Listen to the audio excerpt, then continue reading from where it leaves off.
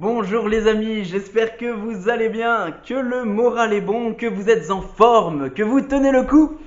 On est reparti pour une nouvelle semaine pleine d'aventures.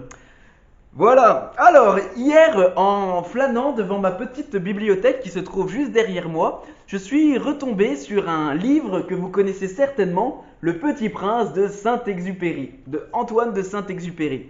Alors la dernière fois que j'ai lu ce livre, j'étais au séminaire, tranquillement assis dans la cuisine du séminaire en train de préparer la cuisine et en attendant que ça chauffe, je lisais ce livre. Mon supérieur entre dans la cuisine, il voit que je lis, il s'approche de moi et il me demande alors qu'est-ce que tu lis? Donc je lui montre Le Petit Prince de Saint-Exupéry. Et là, il me répond avec son air si agréable il serait temps de grandir, hein, faudrait arrêter de lire des livres de gamins.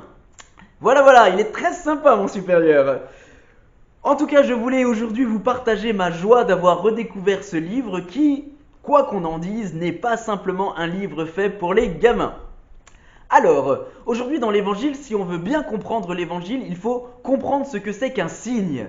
Un signe, c'est une réalité visible qui va manifester une réalité invisible. Par exemple, le feu rouge.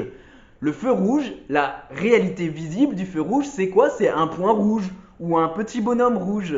Et ce point rouge, ce petit bonhomme rouge, va renvoyer à une réalité invisible qui est un sens, à savoir de ne pas traverser, de ne pas avancer. Donc quand je vois la réalité visible, je suis renvoyé à un sens invisible que je comprends.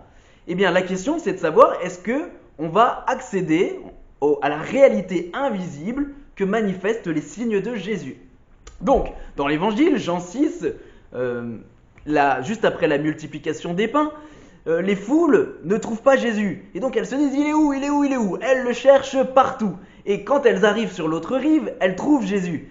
Et là, elles disent à Jésus, mais où est-ce que tu étais? Comment t'as fait pour arriver ici? Et Jésus va leur dire, mais en fait, si vous me cherchez, ce n'est pas parce que vous avez vu des signes, c'est pas parce que vous avez vu un signe. Si vous me cherchez, c'est parce que vous avez mangé des pains.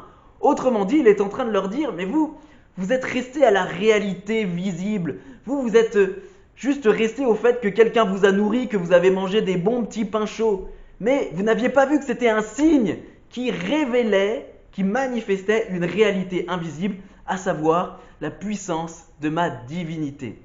Et donc, la question qui nous est posée à nous, c'est est-ce que nous accédons, à partir des signes qui nous sont donnés, est-ce que nous accédons à cette foi en la divinité de Jésus? Le signe par excellence, il nous a déjà été donné. C'est la résurrection de Jésus, que nous fêtons depuis tout le temps du temps pascal, le début du temps pascal. La résurrection de Jésus. Les disciples vont le dire, nous l'avons vu.